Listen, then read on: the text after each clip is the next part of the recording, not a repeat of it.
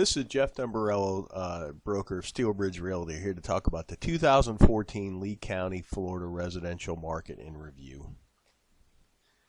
Disclosure, this is my work done for me and shared with you. The data came from multiple sources. Those sources are the Lee County Clerk of the Court, the City of Cape Coral, the U.S. Census, and the MLS data.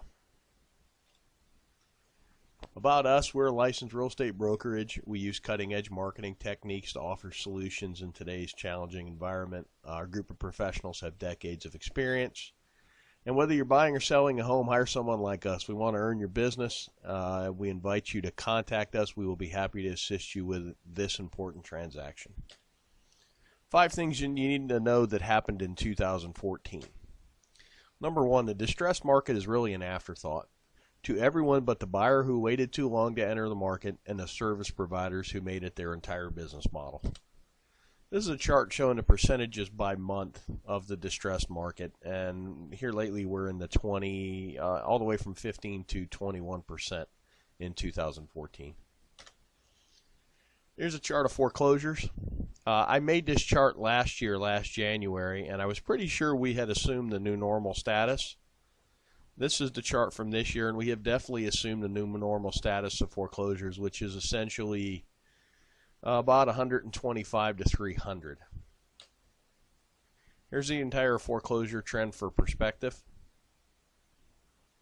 This was the second bump. I think a lot of people thought it was going to resemble this as another second wave. Supplying new inventory is one of the market's biggest challenges. Rising prices will induce some sellers to trade out. But then you got to question where you're going to go if you sold your home. And remember, you're going to have to buy into the same market. And if you're an investor, you got to ask yourself, what are you going to do with the money? New construction is the answer to the inventory problem. Here's a couple things to think about. The appraisals will hold prices in check for a little bit until the channel's a little better defined. We're seeing that in our day-to-day business now. Interest rates are still very low, which makes homes affordable. We're really in the market missing an entire vintage of about 2008 through 2013. Land is still historically cheap for now, and here's some perspective on the land prices. This is all lots, all lot types in Cape Coral, average and median price. When you're looking at the last cycle, you really don't get what's going on in this cycle. So when I take the shorter view of just this cycle, the Cape lot market is recovering pretty well. The market is stabilizing in relation to the bubbles of activity. We do bubble charts here to kind of let everybody know where most of the people are looking in the market. Last year's bubble chart, this is from when 2013 versus 2012. There's a very clear shift in the market as it shifted over. When I did 13 versus 14, there really isn't that much of a difference. The market's pretty much stabilized with, we're missing some cheaper homes in the $70,000 price range, but we're selling more 170,000 all the way up into the millions. This chart's a neat chart. It shows the last cycle and this cycle by pricing. The red line being the last cycle, the blue line being the current cycle. And you can see that we mimicked the last cycle for a while, and then you're starting to see 04 and 05 in the last cycle pulled wildly away to where we're just getting slight price increases, but not like we did before. And this is really a function of the banks aren't giving out crazy loans. There's no stated income, no stated asset loans. So this is a sustainable market that's actually driven by sensible leverage. Some perspective, we operate in a seasonal and a cyclical market. The seasonality is really determined by our weather. Up north, when it's warmer, is when they're busier in the real estate market. Here, when it's a little cooler, is when we're busier in the real estate market. The cyclical part of our market is governed by demographics, and we're going to talk about something seasonal pricing bumps as well. Right now, we're in a sustainable boom. MIM is money in motion. It's every dollar that flowed through. This is actually dollars sold by realtors. And we had an 8.7 increase in the actual volume in the market. The amount of transactions went up 1.1%. The median is actually rising faster than the average, which shows the bottom of the market is coming up faster than the market itself is correcting. The percentage of bank-owned properties jumped up slightly from 13.6 to 15.05, where short sales really fell off the map.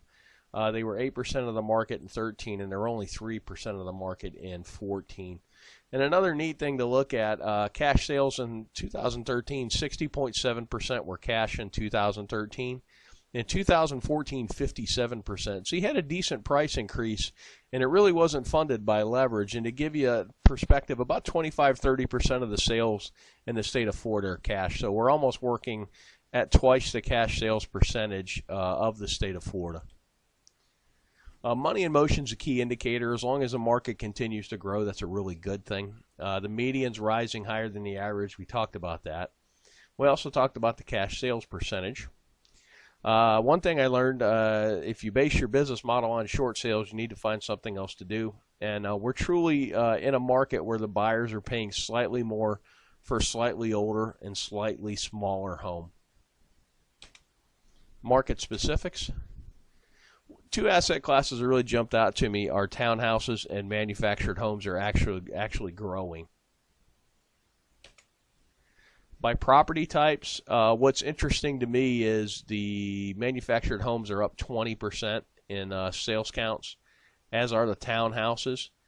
And when you look at the price increases, they're probably some of the lowest price increases, and that's the market seeking a good quality buy, basically. The single-family homes are up 7%. They just about mimic the market as a whole. A few thoughts on the jump in mobile homes and townhomes. Mobile homes have both a lower cost of entry and a lower cost to keep, and the blue-collar retirees from up north love them because they really only need them for 3 or 4 months of the year because they're still home doing stuff and walleye fishing and playing with the grandkids. But it's a nice, affordable home to get out of the cold weather. Townhouses kind of represent the same if you're adverse to a mobile home purchase. And really and truly, we found within the market that as the site-built homes hit a certain number, the manufactured homes take off, and it's about 3 to 1. So if a site-built home was trading for $300,000, the manufactured homes at $100,000 represent a lot of value to a retiree buyer. This is kind of what happened by city. 2014, what happened by city. And just a year-over-year difference. Punta Gorda's really burnt store, up 15%. That's pretty good. Lehigh Acres up 13%. And when I look down, Captiva's up 27%, which is pretty impressive. Things to watch in 2015. Essentially, you've got a seesaw in the market now with resale homes on one side of the seesaw and new construction on the other. And they're going to trade back and forth. As the new construction takes a leg up, then the resale become attractive, and then vice versa. I'm seeing sometimes in the market where for a 10% increase in price, you can get a brand new home versus a 9-year-old home. That's kind of a no-brainer.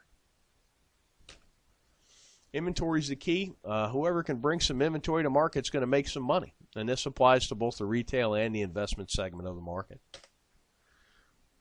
This is single-family permits in Cape Coral. When you look at the totality of the last cycle, you really don't get that excited about what's going on now.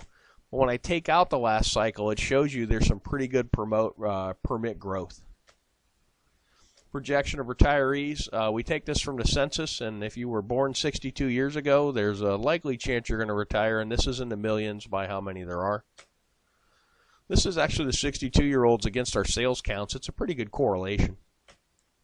And then 66 is kind of the official retirement age. And it doesn't quite resemble as much the 62, our sales patterns, and I think the 62 more kind of takes in early retirees. One last thing, this is a long chart average price of the whole market. This little blip right here was when the banks really let it loose and just basically gave out free money. And that's kind of what we're looking for now is everybody's looking for when this time is coming back, and it's really going to be tied to leverage. We were in a boom, which is what we're in now as the market went up to here. And then when the banks went crazy, and you also had Hurricane Charlie in here, which took a little inventory and dumped some insurance money into the market, which kind of overheated it a little more. But this was based on easy money and basically turned into a mania. And that's kind of what you got to watch for now is loan programs. If you have any thoughts or questions, why don't you give us a call at the office at 239-694-3300, and my extension is 102. And you can always, if you're watching this video, click the link below the video and fill the form out, and we will be in touch with you. Thanks for watching, and make it a great day.